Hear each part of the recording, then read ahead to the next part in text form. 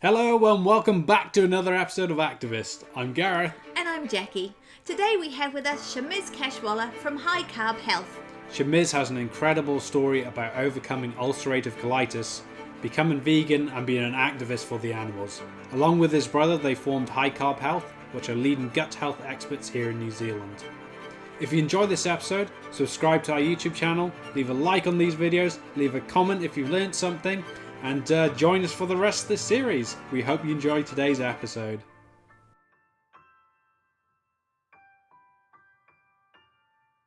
So, Shamiz, your story is nothing short of incredible. However, it's fair to say you probably wouldn't be here talking with us today if it hadn't been for your mum looking up, is tofu healthy on the internet? For a young man who was seemingly, very healthy, and didn't have any problems, can you tell us a little bit about how your life took such a dramatic turn? Yeah, well, interesting. I mean, I was in Japan at the time, of all places, in 2012 or in 2011. I got a job to go to Japan to teach English. It was, of course, after all the tsunami and the earthquake and things. And I guess when I was a kid in high school, I used to go to Japan for exchanges, and I absolutely loved Japan. So for me, it was a way to kind of give back to the Japanese people. And I've always wanted to be a teacher in Japan because I was always a student.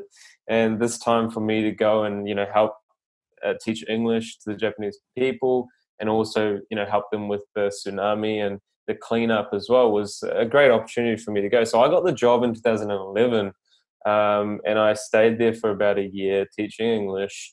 And I guess as the time went on, I started to see some digestive problems. And of course, I was eating everything you could imagine, didn't really pay attention to my nutrition at all. Obviously, sushi, fish being quite popular in Japan. So loads of salmon, loads of tuna, didn't understand where the food came from, any of that kind of stuff. And I guess one thing that I would like to mention is that the nuclear power plant wasn't really discussed in Japan at the time when I was there. They didn't really talk about it at all, just kind of hush hush, and no one really talked about the radiation or anything going to the water. So potentially that had a huge impact in my health journey. So I don't know, but I didn't really pay attention to what I ate. So I started to see some digestive issues crop up, and I didn't really know what was going on, so I kind of visited my local GP, and of course, this is all in Japanese. I found it, pretty tough. I already knew a little bit about Japanese culture, and obviously, I knew how to speak at a conversational level. But getting into the medical terms, it was quite hard. So there was an English GP, English-speaking doctor, and he kind of goes, right, well, you're showing these symptoms, so let's just go and get you checked. So go to the hospital. So I was like, oh crap, like what's going on here? Like going to the hospital? Like I thought this was just a little thing, so I didn't really know anything about what I had. So I went to the hospital and the doctors over there said, we need to get you checked. So they did a colonoscopy and they diagnosed me what's called mild colitis, which means I have my rectum and a little bit of my large intestine, large bowel was inflamed. And so some of the symptoms was, a bit of cramping, really digestive discomfort, maybe a little bit of bleeding in the stool, and about 2 to 3 times a day. That was max. So they diagnosed me with this condition. And I was like, oh, cool. Should be sweet. And they said, okay, we're going to keep you in hospital for about a week just to observe you and see how your health goes. And so I was like, okay, do I need to do anything? And they're not very, well communicators in Japan, and of course, language being the barrier. So I didn't know what I was doing. So I kind of was like, they put me in a room, and I was like, oh, should I actually need to go get all my stuff, like all my clothes and my toothbrush and stuff? And then I said to the nurse, I was like, oh, can I go and get some stuff? And she's like, oh, yeah, you can go. And I was like, oh, okay. So I scooted back home, got all my clothes and things, and like I was staying in the hospital for a week. So, got everything I needed. And they kind of just put me on antibiotics, obviously, as they do in Asia and nowadays everywhere. But nothing really was going well. Like things were just kind of slowly kind of getting worse, I'd say. In that week, I didn't see any improvement with my health at all. The doctors, I was very reliant on the doctors. Like I said, I'm just going to be here for a while and they'll take care of me. Little did I know that I'd be spending the next 5 weeks in hospital. So as the weeks went on, I kind of got progressively worse, and they just kept putting me on different medications, hiring the dosage, and my health from mild, it became to pretty severe, and so I was going to the bathroom upwards of 15 times a day at one point, when like in the next couple of weeks. And the doctors didn't really have a solution for me. They just kept saying to me, okay, the medication is going to start to work. Just stay here. And they were just reassuring me. And I said, okay, sweet. Nothing's, they got me, kind of thing. So I then called my parents a couple of weeks later, and I was like, hey, guess what? I'm in hospital. And they were kind of like, whoa, what's going on? So I told them this, and I was like, oh, they know what they're doing. So then the third and the fourth week went on, and I went down a really slippery slope from that point. And my parents actually flew over from New Zealand the next day and came to visit me because I'd lost a lot of weight. I was going to the toilet a lot more. I was bleeding a lot more through my stool, and I wasn't able to eat much as well. And they had some food that they were giving me. Let's just give you a breakdown of it. So half a raw egg, some rice, porridge, some miso soup, and some fish as well, which is the colitis diet, which is a diet for people that have this disease. So that's what they put me on, and I didn't see any results on that. And so they kind of stopped feeding me. And then, I kind of lost a lot of weight. I think it was 30 kilos in total. Wow. And then by the fifth week, I think I was probably in the worst shape of my life. I thought I was going to die. I was in the hospital bed, just clinging to some kind of hope, like, because they were going to do surgery. So they said that they're going to cut a piece of my bowel out because it was so inflamed. I did four colonoscopies in the time that I was in hospital. The third colonoscopy, he couldn't get past my rectum because it was just too inflamed, so he couldn't actually put the scope through. And that's when I thought, this is it, I'm done. And that's when my mum was trying to find like an alternative or the true way of healing, which is obviously, the most natural way through food and the self-healing body. So she typed in Google and she said, is tofu good for you? And this is when this book came up called Self-Healing Colitis and Crohn's. And we read this book that talked about going on to what's called the vegan healing diet, and just a lot of smoothies, juicing, just to cleanse the bowel and really remove all the poison that I was getting inside of it from the medication. So they put me on the highest dosage of everything they could imagine. There was a lot of trial and error from their point. And then, we talked to the dietitians and stuff and said, look, he's a foreigner.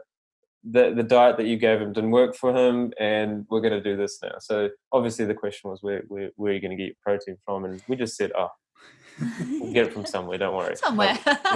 So we started to apply the principles in the book, and that week, I think I couldn't believe it because I started to feel better. My bowel movement started to reduce. I think they also put me on a really high dosage of immunosuppressant, which potentially helped me a little bit as well. But I think the diet was the main aspect to how my body was reacting, and the energy that I had. I could actually go and walk. I couldn't walk before. My bowel movement started to reduce, and I started to feel like my life was coming back, which is amazing because when you're pretty much on your deathbed or just lying there helplessly, you just don't know what to do. Fast forward, they did a colonoscopy, the fourth colonoscopy, and it showed 0 ulcers, 0 inflammation, or very, very minimal inflammation. And that colonoscopy was what got me discharged from hospital. If I didn't get better, I would have had to stay in hospital for longer. There was a marker called CRP which had to come down, and if that didn't come down, I wasn't going to be discharged. Anyway, so the doctor said to me, right, you're doing really well, but you unfortunately need to be on medication for the rest of your life. Here's a big suitcase for you. Take it with you to New Zealand, and go to the doctors there and tell them this is what I need, and they'll give you some more medication. And I'm like, well, I think I'll just go back a bit. When I first got diagnosed, they said that to me too. They said, you're going to be on medication for the rest of your life. And I'm like, what? This is not right. Like, I've never ever taken drugs in my life, like, let alone this kind of drug, So that was a weird situation for me from the start, where I didn't really want to succumb to taking medications. Anyway, so we took that suitcase and we're like, okay, we're just going to get out of here. We're not going to we're not going to like create a scene here. We're just going to go back to my apartment, pack up all my things and just get out of here. So we basically just put that suitcase in the bin at my house. And yeah, so the journey didn't end there, obviously, but I really found an answer, a solution to this disease, and I think it was an amazing place for me to be, to learn so much. And I think we all came together as a family when I was in hospital, because of when someone is suffering, you do all come together. So that was the search term, is tofu good for you? It's such a wonderful story. Like, when Mum. I first read that, I just thought, it's just so amazing. And also some other things I was reading about with it was how it was actually your mum who refused to let you have the surgery, because understandably in that state, you just have to believe in your doctor. You just go with whatever it is and the pain. But so good on her. Your mum must be absolutely wonderful.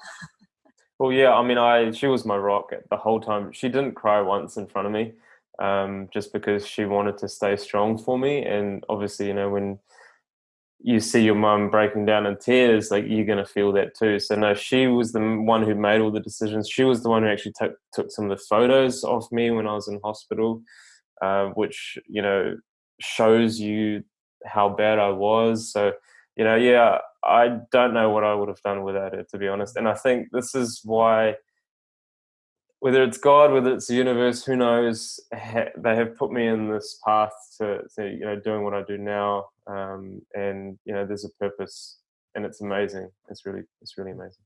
Definitely. I mean, your transformation is huge. I mean, if anyone goes to your website or your Facebook page, you literally look, like you're done for, really. You're not in a good shape at all. And when I saw the photos, it was like, whoa. And there are so many people suffering from this.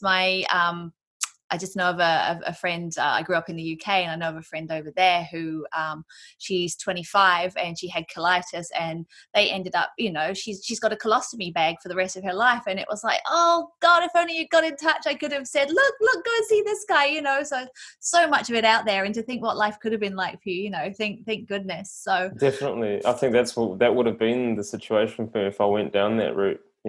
I would be in a bag right now, and if not that, it would have been probably worse than that in the end, and ended up with a J pouch probably, which, God, it would have been devastating.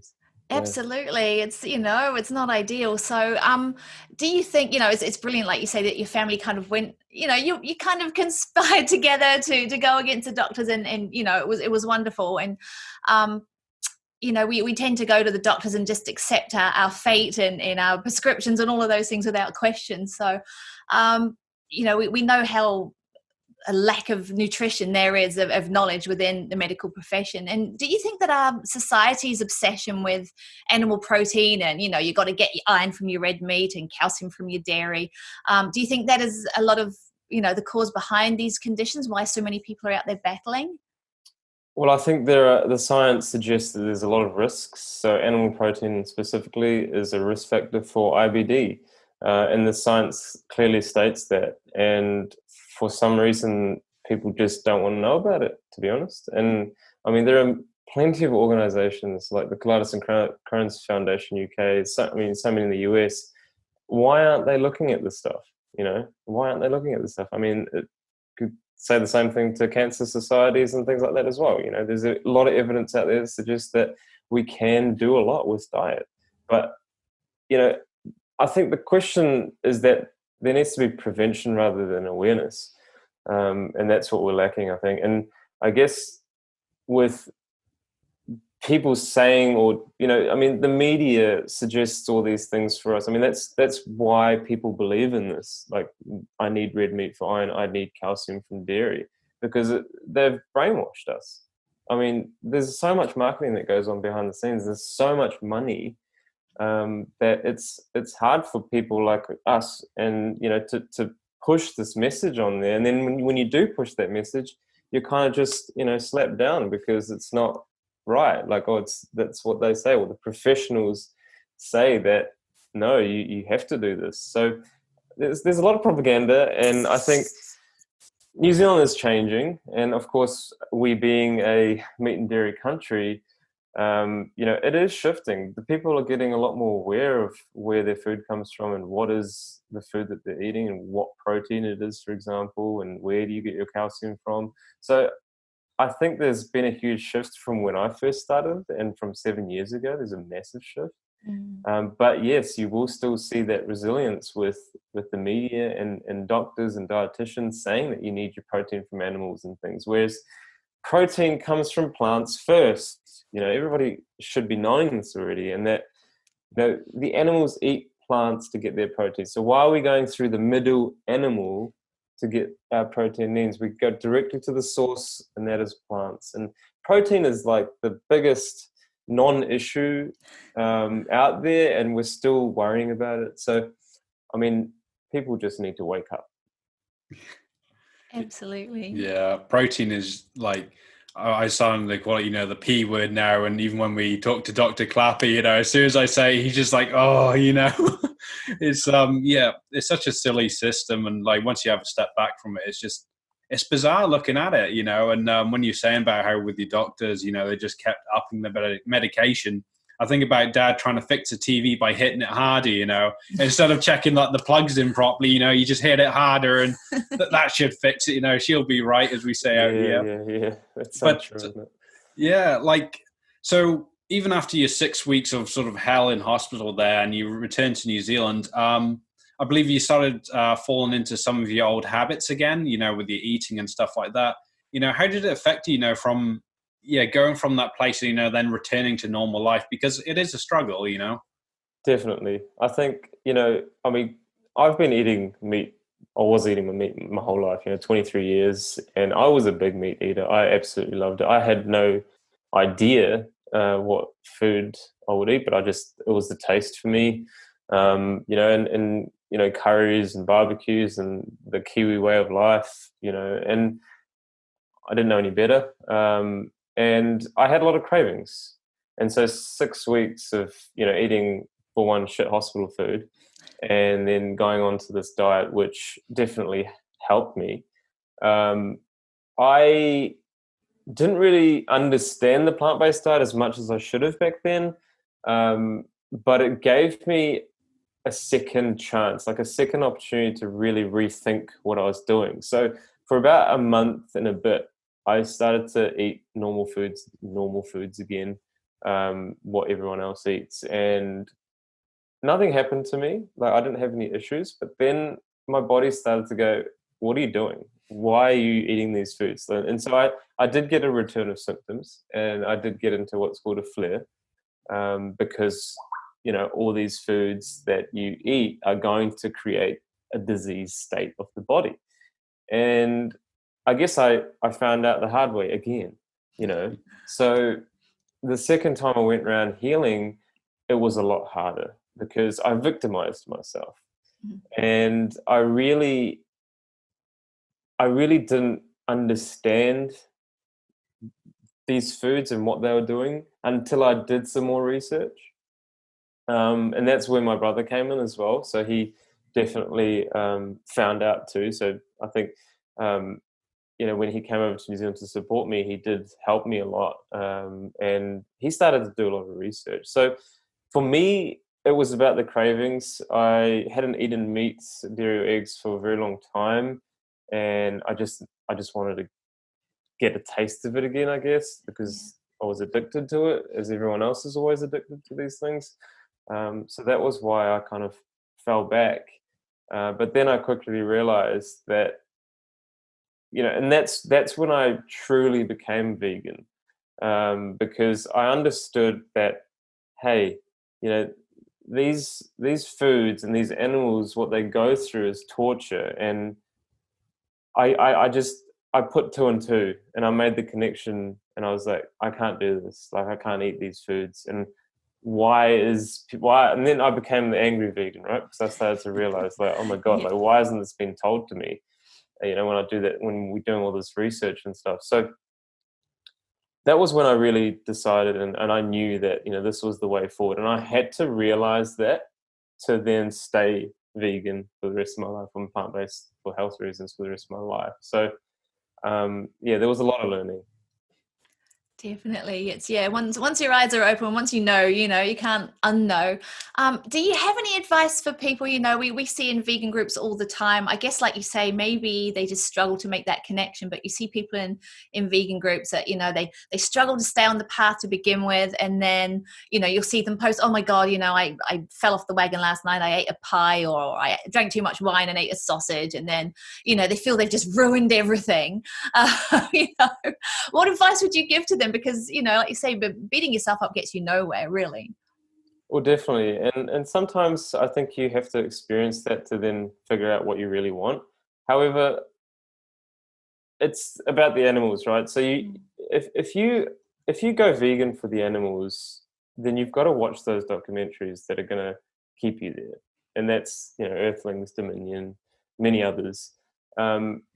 So if it's for health or if it's for taste, then go and watch something like that, because then it's going to really focus. You're going to focus and you're going to be like, okay, this is an animal that's on my plate and it died for this, blah, blah, blah.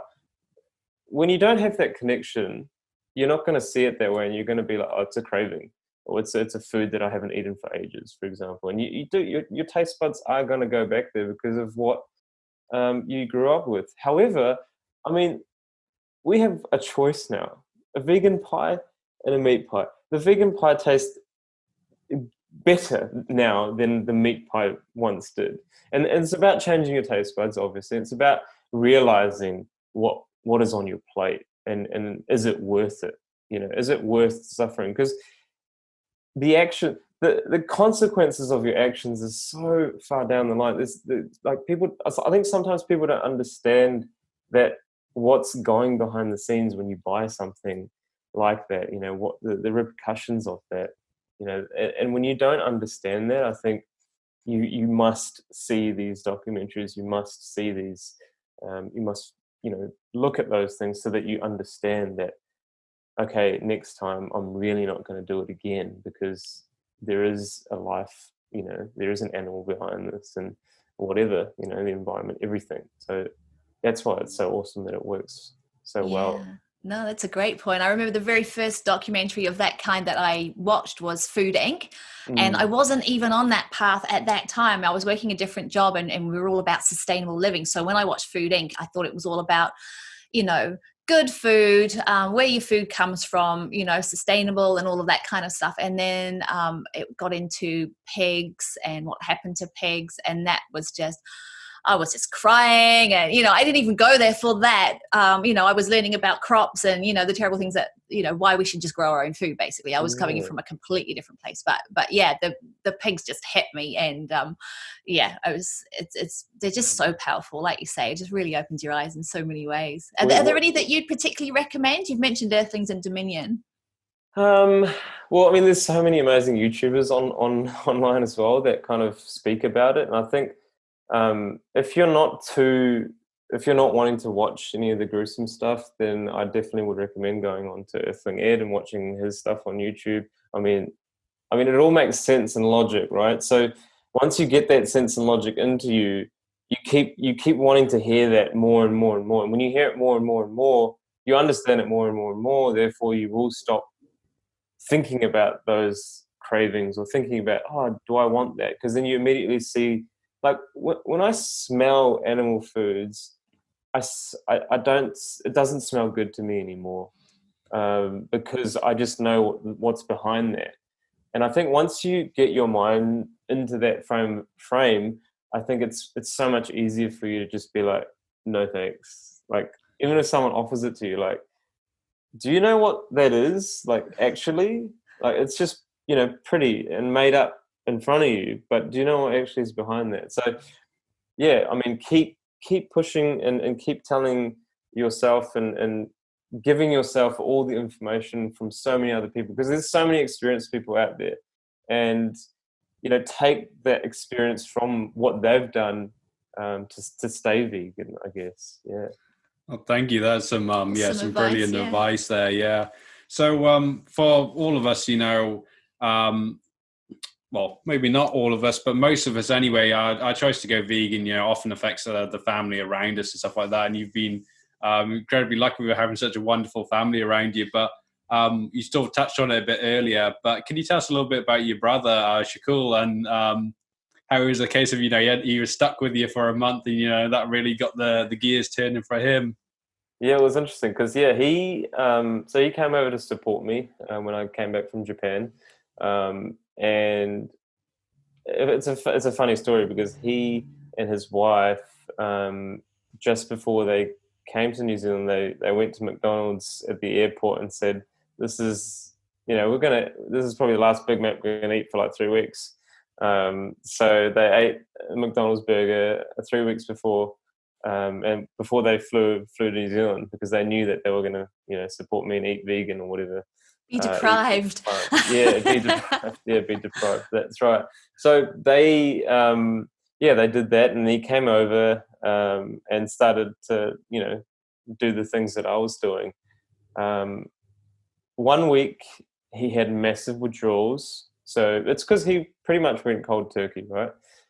He started doing it like with me. And so he had a headache for about a week because he was like, so I'm talking like no coffee, no processed foods, no no junk. And he did that with me to support me like straight away. So he had a headache for about a week, withdrawals for about a week, and many other things. But then after 7 days, he felt absolutely amazing. He's like, I'm a new person now. And he couldn't believe it. And that's what made him think. And he's like, hang on a second, like there's got to be more to this. So then he started to do the research that I failed to do. He started to dive into the research, and he started to understand that, holy crap, like these are the foods that are killing us. Like this is what's getting us diseased. And ever since then, he's stayed true to his beliefs, and it's amazing that he just went cold turkey like that. Not many people can do that, and I think for him to grasp the knowledge, and then obviously veganism after that as well, it's just a win-win-win, isn't it? Definitely. It's really cool. And I think, it's brilliant that he went vegan and he did all that research, because it's so, it's so key as well. And like you're saying, helping to just stay on that path and really focus on where you're going. But you not only went vegan, you ended up becoming qualified, the pair of you, in holistic medicine, and started High Carb Health together, which is awesome. We will talk about that. But for many people who are ill and get better like yourself, for a lot of us, it's like, oh, well, that's cool. I went through that. I'm better now, she'll be right. And just carry on, What was it that made you decide that you wanted to help others? Well, when I was going through my journey, I would have loved to have some support, to tell me, okay, things are going well. This is what you need to eat. This is what you should do. Just there's 5 things that we say to people in our coaching. So food, exercise, sleep, water, and mindset. These 5 things. And if I could have had someone to tell me and take me through those 5 things, like every single day or every week, to support me and tell me, like, have you done this properly? Have you done this properly? Because I didn't have that person, I said, hang on a second, let's start doing this. Let's start helping other people, because we have this knowledge here that we need to spread to people. We need to give this out. This information is very key. And so that's why my brother started the YouTube channel in 2013. So it was quite a while back. And he started just talking about his new life and what he was eating, and the information that he came across. And as we started to develop and learn more and obviously get certified, I think we're certified in holistic health, health and nutrition, not medicine, because we don't associate ourselves with drugs at all. So just we are certified nutritionists, so holistic nutritionists, and we kind of counsel people too in that extent, with that support. So because I didn't have that support, I wanted to give that support to people that I would have wanted. So that's why we started this whole thing. And then obviously the aim was to spread the message about not killing animals as well, and all those other things about veganism and the different types of oppression that we have today, which all falls under the same wagon. That's so much better and more effective than here, have some more medication and a raw egg and some miso. Yeah.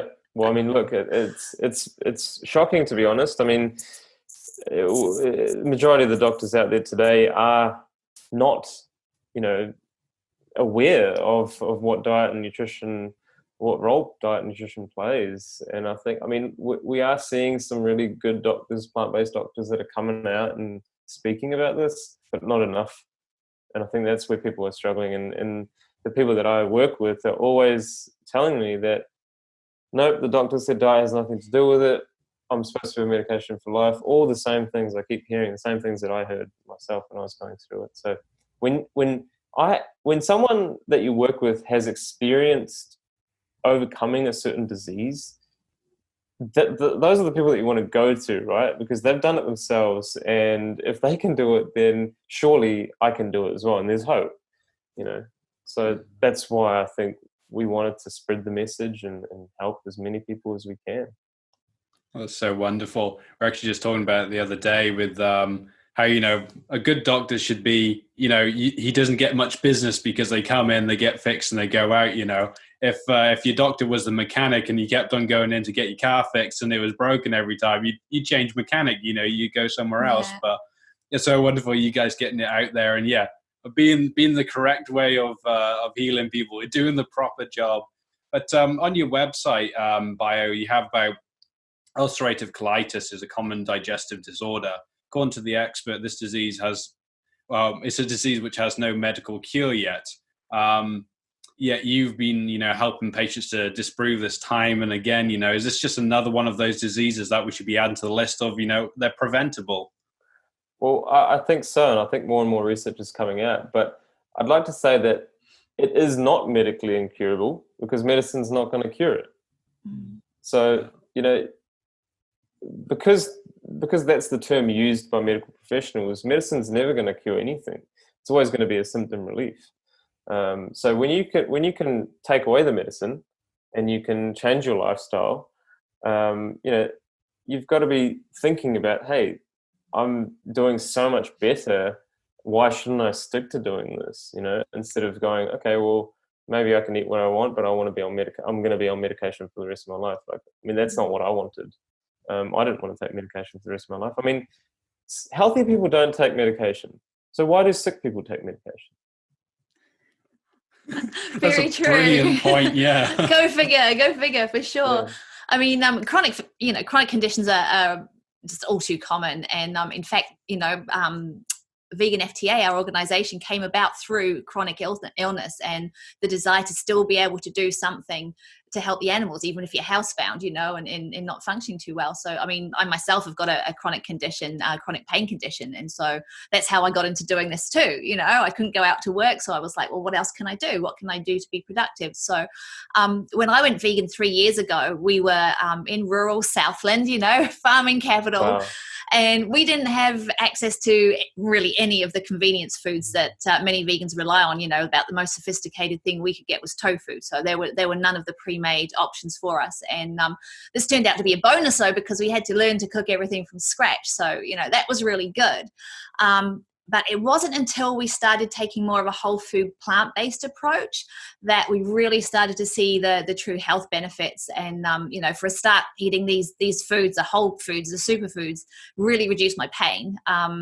And in particular, oil. Oil was a huge one for me. I had no idea about the effect of oil on chronic pain. So, I went from 22 tablets a day to 5. And, there are a lot of days that I didn't need any at all. So, this blew my mind. I lost 12 kilos. Gareth lost 30, all of these things that while we were vegan, hadn't happened for us. When we started to go to the whole foods, that was a huge thing. And so, brilliant. We'd never go back. Do you think this more natural way of eating is something, while it's brilliant to have all these products available, do you think the more natural way of eating is something that all vegans should ultimately try and work towards for the best health and the best that they can be for being activists in every way? No doubt. I 100% believe that if you're going to put in all the effort to save the animals, also save yourself. Eating vegan junk food is good at times when you socialize, when you are struggling, and also for transition phases. However, it's not a health food. And we should be eating our biological diet, which is fruits and vegetables, not processed junk foods. Not going to survive off that stuff. In fact, potentially the soy isolate proteins are going to be a lot worse for you. And that's something that, you need to understand, because it's not about, when you're young, you can probably get away with it. But when you start getting older, you need to start eating better. And you don't necessarily see issues when you're younger, but then it catches up to you. And that's even with the oily vegan foods and stuff like that. So no, processed foods are also really harmful for us. And highly recommend people that are turning vegan that, yes, transition food and, vegan hot dogs, vegan hamburgers, Beyond Meat stuff. It's a great thing to obviously go through that process, because you're coming from a meat heavy diet and it's going to be a little bit better for you anyway. But it's no way a health food, and that you can't rely on that source of food to make you function. And so to be a good activist, you need to have a lot of energy. You need to have so many things, because you're constantly under pressure. You're constantly mentally, always down and always thinking about so many things that you need that fuel to kind of push you. And if you're not eating right, then you're not going to be able to do your job properly either for the animals. So it's not about just going and eating those foods because there's no animals are dying because of that. But your insides are not going to be happy, and you're going to feel crap. And then, there's so many other aspects to that where people then look at you and be like, hey, well, you're not looking so good as a vegan, and why should I go vegan? So you've got to be the example of health. And while health is not an aspect of veganism, I think it does play a role. And I think the healthier you can be as a vegan, the better it's going to be for the animals, the better it's going to be for other people who want to turn vegan. And there's, other things that are involved with that. So, I mean, I don't have anything against people eating that way. It's just try and make yourself better too, not just the animals. Do it for the animals as well as yourself. Yeah. It took us, best part of 3 years before we started taking that approach, and then that's when all of a sudden it turned from being, our health had got better to our health being amazing, and glowing blood tests and it's even for me, because I was someone who was, I was relatively healthy, but I wasn't dropping the weight, and I feel that was largely because of the amount of oil I was eating. It was once we dropped the oil and with the whole foods as well, but that's when 30 kilo just dropped off me. Wow, that's amazing. And we thought we were healthy, we weren't even, we were cooking from scratch, so oil was a huge thing for us. So it's pretty detrimental to your health, and we don't realize, that something. So let's give you an example. For 1 teaspoon of oil is 120 calories, and 1 banana has about 100 calories. Okay, so if we are just a normal person or normal vegan that's eating the junk food, you're probably going through about 4 teaspoons plus of oil a day if you're eating some of the processed junk. That's over 500 calories of food. Okay, that's 4 teaspoons of oil. It's like that much. And if you go 5 bananas, that's a lot of food, to eat. So you're comparing what you're putting inside your body. The receptors in your stomach aren't going to engage the same way as that oil, and you're not going to feel full because your stomach's not going to be full. So that's why it's detrimental to our health, oil, because it's high in calories, and it's empty calories. It's 100% fat, and what's the human survival instinct? To store as much fat as possible. And in today's society, we don't need to do that because we're not in survival mode. We have plenty of food available. So what does that immediately do to our bodies? We gain weight and we become more obese. And so, just because you go vegan doesn't mean you're healthy, right? You do have to eat healthier, and you guys have obviously learned that now. Definitely. Yeah, learned the hard way. There's a lot of people out there, there's a lot of vegans that are like me, suffer with chronic pain, and all the time I want to say to them, have you tried the oil? People don't make the connection between, and also, well, I have good oil, I have olive oil and avocado oil and all of this, and I'm like, if I had known the connection, you know yourself, when you're in that state, you would do anything to make yourself better. And it's like, I just wish people knew the connection between oil and what it can cause in your body. Well, I think a lot of people don't have health issues, so they don't necessarily look at it that way, and they're just doing it for the animals, for sure. And what I would say is don't wait until you get sick. Feel better all the time. I have a saying: feeling good is better than anything tastes. Wow, that's an awesome one. I love that. Need to put that on a shirt. Yeah, definitely. We heard you in a previous interview you did about, and you're talking about the mental health aspects of living with a chronic condition, and especially like when you were going through what you did in Japan there. And you talked about getting yourself from -1 to 0 and then to +1, with sort of your mental health levels. Would you be able to explain a little bit about that? Because I just loved how you explained it. Who was it who did the interview? It was a lady in Australia, Corinne. Oh, Corinne, yes. Yeah, or it might have been the lentil one. Lentil intervention. Lentil intervention. I think that was actually the one. Right. I think So when I talk about the negative to positive, I do mean the physical health as well, but I will touch on the mental part. But when I mean negative to positive, I mean that when you're compromised with a chronic condition, you are in a negative, right? So in order for you to get to 0, you have to do a lot of work to get to 0. And I guess people that don't have chronic conditions are already at 0. So when they change to a plant-based diet, they're going from 0 to positive in terms of their health, in terms of their physical health. So for us, for people that have a chronic condition, they're going from negative to 0 to positive. So it takes a little bit longer for that healing or for that plant-based diet to kick in, because you have to reverse that damage that you've put inside your body and then come out the other side, and that's when you'll see the results. And so in terms of the mental aspect, I think it's very, very important.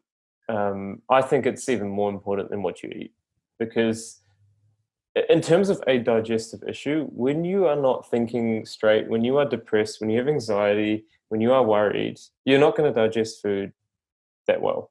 Regardless of if you have a digestive disease or not, you're not going to digest food very well. So when you can start to get out of that I guess, victim mentality, for one, and start becoming a champion about or accepting the condition that you have and then doing something about it, that's when things will start to work for you. And that's why the mental aspect is so key, because we can go downhill very fast. We can get very depressed and we don't like what we're doing. We don't like the food that we're eating. And it can get very tough. And so how do you pull yourself out of that? And I used inspiration from athletes, like Lance Armstrong was my biggest inspiration, for him to kind of, come out of what he went through with testicular cancer, and then do what he did. I think it's absolutely amazing. Drugs or not, I think it's still amazing that what he was able to achieve, because I think it's, we don't hear this, but it's a level playing field. Everyone hopes Yeah. it's just hush hush. But anyway, I took inspiration from him, and I realized that he had it so much worse than me, and he overcame and achieved greatness from coming from what he's. And here I am sulking about my condition. I need to step up. It's just step up. And so I really focused on loving my body, which this book I used. So there's affirmations that you kind of say to yourself. I think there's a lot of stuff on different organs in the body, and so I started reading this stuff, and again, it's just started to believe. Belief is something, and it obviously comes from the mind. Believing in yourself is very, very key. You can't do this if you have doubts. Regardless of what condition you have, you need to believe in yourself if you're going to be able to do it or not. And if you don't, then you're not going to see the success that you want. And why are successful people successful? Because they do certain things to get them there. They're not slacking off, or they're not like, oh, I'll do it tomorrow. They're just getting the job done. And I think if you look at yourself in that way, and if you just focus at what you want, and if you are committed, you're going to get the results. So another saying that I say to a lot of people is that if you are persistent, you will get it. And if you are consistent, you'll keep it. So yeah, it's just about getting yourself into that right mindset, going, I can do this. And then when you have people like myself and so many others to give you that hope, what's stopping you? Yourself. Sure. No, that's awesome. And coming like with you, I've also had the amazing results with eating the right foods, and once you experience that, you get that inkling of I can be normal. I can live again. It's so empowering. It's like I can actually feel this way again. And so, like you say, you're going to hold on to that. And yeah, it's brilliant. I mean, a lot of vegans have things going on in their lives, and not just chronic illness, but a lot of everyday conditions, that people don't think about, such as asthma, acne, which makes total sense when you think how much hormones we're taking in, when we're consuming animals, and also migraines. I mean, that was the first thing that I found, and like I think Shukul said the same. He his migraines went, and for years I suffered from migraines, and I thought it was to do with my job. I was a writer. I was looking at screens all day, so I thought it was work related. And the day I went vegan, literally, I didn't have a migraine after that. So that was the biggest thing for me. While veganism is often presented as the answer to fixing all kinds of things, there are still vegans out there that do have other conditions like asthma, migraines, and things like that, perhaps from still not eating the right food. So, would you say that whole food plant-based approach is worth a try for vegans who still experience these? Definitely.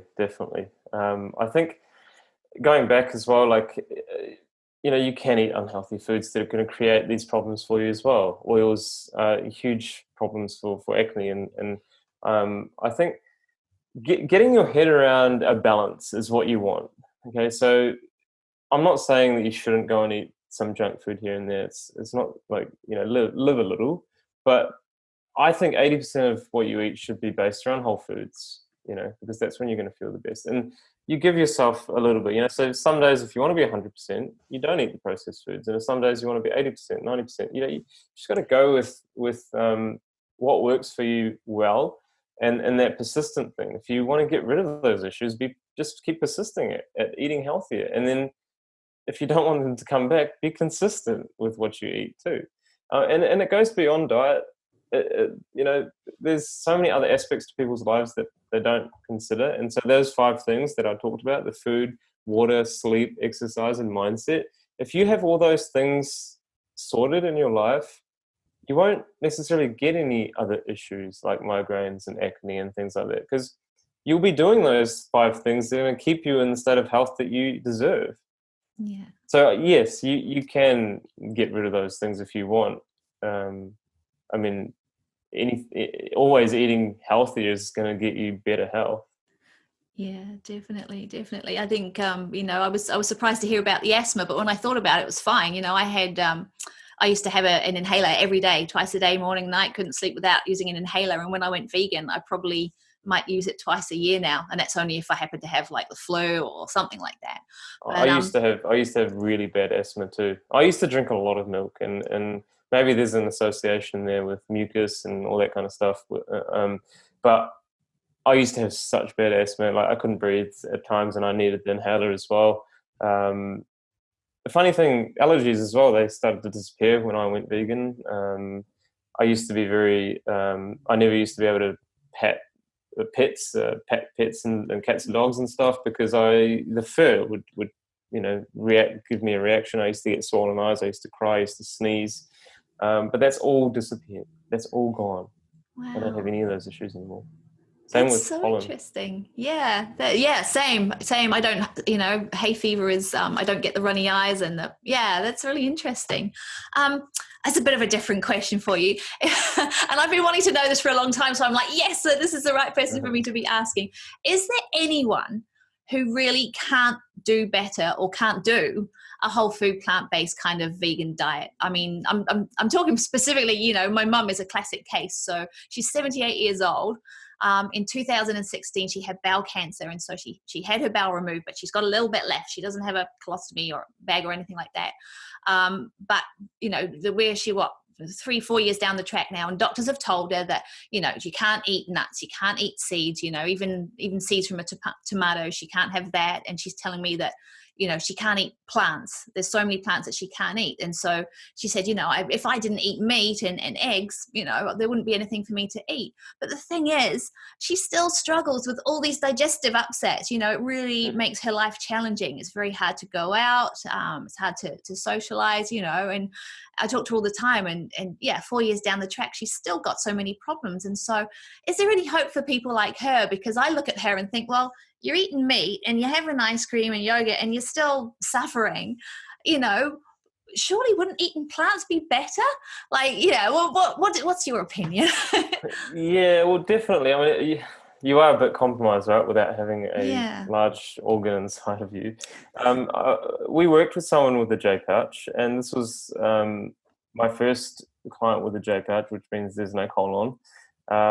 And while it was hard for him at the start to digest the fibers, his body started to get better and better. And I was actually very surprised, because it was the first time I had taken on a client like that. And I think, obviously eating healthier is only going to get you better. But knowing which fibers to eat is very important as well. So you don't want to get into the beans and the greens and, the raw veggies straight away. You want to take it nice and slow. You want to eat more pumpkin soups, more starch-based, fruit-based, because those fibers are very soft and soothing. So your small intestine is got to do less work, obviously, to absorb all the nutrition. And so you're not going to see the same symptoms with eating these other softer foods than, say, if she go and eats lots of bulky, greens and vegetables that are very fibrous. So while fiber is a good thing and it's really good for the gut, you may need to take it a little bit slow initially, and then reintroduce those fibers like beans and stuff that don't irritate you, that once did irritate you in the past. So I would love to say there's hope for everyone. It just depends. Again, the mindset is key, and if you want it, you'll get it. And that's the biggest difference, is people just not wanting to change, and just they're in their comfort zones. And I mean, well, they won't be, because they're still struggling. But when you kind of just give up when you're at that age too, and so you kind of, what do? However much you tell your mum to do something, she may not want to do it, and you can't do anything else about that. And while the science recommends eating this way for not only your gut health, but for your heart health, your kidney health, your liver health, and your brain health, she should be looking at those factors as well. If she's already compromised and if she's already getting symptoms, it's exactly. Angina, high blood pressure, you're going to be reducing your risk of all the other things on top of that. Yeah. No, thank you. I will make sure she watches this interview. So, thank you very much. Otherwise, we'll be dragging her up for a visit. We will. Next time we're further up north, we'll bring her to see you. That would be great. I think fear is a lot of what stops a lot of people. Fear of change, fear of, what would the repercussions be? And I'm like, well, you already see what the repercussions are from when you eat ice cream. What's Exactly. the difference really in the big scheme of things? So thank you. It's all right. Yeah. So in our protein obsessed society, what made you guys choose the name High Carb Health? Yeah, so when we first started our consultancy, the low carb diet was like very, very popular. So the Atkins diet, and it wasn't keto at the time, it was just low carb. And we wanted to be a point of difference, and make people go, what the hell? Why are they high carb? Like everything's about low carb at the moment. So this was back in 2014, 2015, I think. And it just made people think. And of course, all fruits and vegetables are high in carbohydrates. So why not associate high carb and health together? And I think it rings really well, and it fits nicely. And I think it's a great way to, push that carbs are not bad for you. People have this association that carbs are really bad for you. They're not. And, that's another way that we wanted to show people that, hey, well, why are these guys called high carb? And that's, I guess, why we did it. And I mean, there's a fascination why like people just don't understand what carbohydrates are in the first place, and they think that makes you fat and all these things, but it's quite the opposite. Yeah, definitely. I only recently overcame my fear of carbs. He would eat potatoes and all this kind of stuff. I'd be like, oh no, now I'm the other way around. I'm like, give me those starches, give me the carbs. That's the best stuff. We see it too often. It's the fuel that we run on. It's every single cell in our body runs on carbohydrates. Why would you give it none or less? Yeah, for sure. It's because that's the thing. What we see quite often is people, when they take a vegetarian or vegan diet, and then they're lacking in energy, and then someone says, you need some protein, and the fact is they've been reducing their carbs to the point that they're basically starving themselves, and it was like, no, carbs first. That's why they lose weight, because it's high carbohydrate, right? So they lose the hydration, and that's why they lose the water. For sure. I mean, you guys are, it's been brilliant talking to you, and both you and Shukul are both, so passionate and share so many great resources on your social media and your website. I mean, there's recipes, there's books, there's, videos, stacks of resources. You guys obviously, you must love what you do. I mean, it's pretty obvious. It's you must get great joy, and there are some wonderful testimonials, and you've just helped hundreds of people. What do you love most about what you do? What's your favorite sort of transformation kind of story? Yeah, I think all of them are just amazing, to be honest. And I think, seeing other people regain their health is amazing. And seeing other people get their lives back, like just the way I have, because I know what it's like to struggle, right? And if I can help someone unstruggle and get their lives back, it's priceless, and it's such an amazing feeling to give someone the opportunity to show what they're truly made of, and empower themselves, because we help people help themselves. We're not doing any of the work, trust me. The people that are healing really understand what their body is going through, and we're just supporters, on the sideline. They do the hard work, and everyone has to do a certain bit of hard work to get to a good place, whether it's your health or whether it's your job or anything. So if you put in the effort, then you will get the results that you're after. And I think what I love about my job is that I can intertwine veganism with it. I can show people that, look, you don't have to eat animals to be healthy. You don't have to eat animals to be athletic. I mean, with the game changers that has come out recently, it paints a really good picture of why we should be eating this way. And I love the fact that I have been given this purpose of, giving people some kind of direction in their lives. And I think it's not, I wouldn't say it's satisfying, because I don't want to take away from the people that they actually do the hard work. I think it's just amazing to see these transformations happen, and to go through with the client and to see how much they have evolved and really taken on board and listened and done the work that they needed to get better. That's what I love about it. And meeting people. I mean, the amount of people that I meet is fascinating. Different characters, the different jobs, the different ethnicities. That's also a plus point. And I guess I get to work my own hours, and I guess I can work from anywhere in the world as well, because it's an online based job. Yeah. Oh, brilliant. That sounds so wonderful. And thank you for everything that you do. And, Yeah. as the saying goes, if you can't look after yourself, you can't look after others. And thank you so much for all the knowledge that you've shared in this. And hopefully we can keep all our activists out there, a bit happier and healthier, and really going all out. Is there, for people who have been inspired by this and people who want to follow you, where can we go to keep up to date with you, and or even get in touch with you, if they've got someone in their lives who needs your wise words?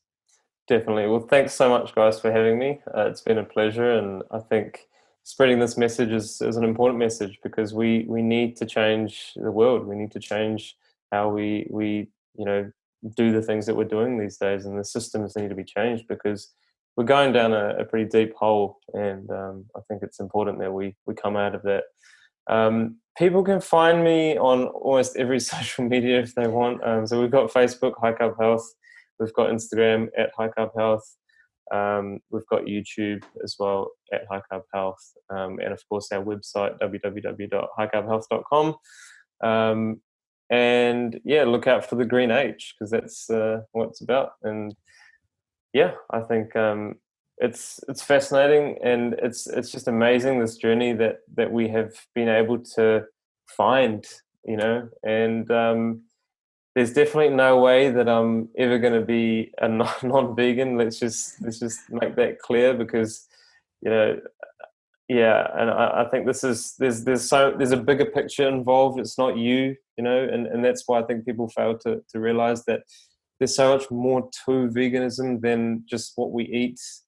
There's just, I mean, it goes beyond, like, so you can't I don't know. It's just hard to explain how far it goes, and how the action or the consequences of your actions, and what you pay for is a vote for what you believe in. And I think that's powerful, because we're doing things because of what society tells us, and we've got to change that. We've got to make that change. We've got to tell society that this is the way forward, Definitely. And when it comes to you, it makes so much sense that when you know, you just can't unknow, as you said. Thank you for watching this episode. If you would like to support our speaker, then follow the links provided in the description. If you're enjoying this content, then please subscribe to our YouTube channel. Leave a like on some of our videos and drop some comments with the things that you've been learning from this series. We really appreciate all your love and support, and we can't wait to bring you the next episode. Thank you.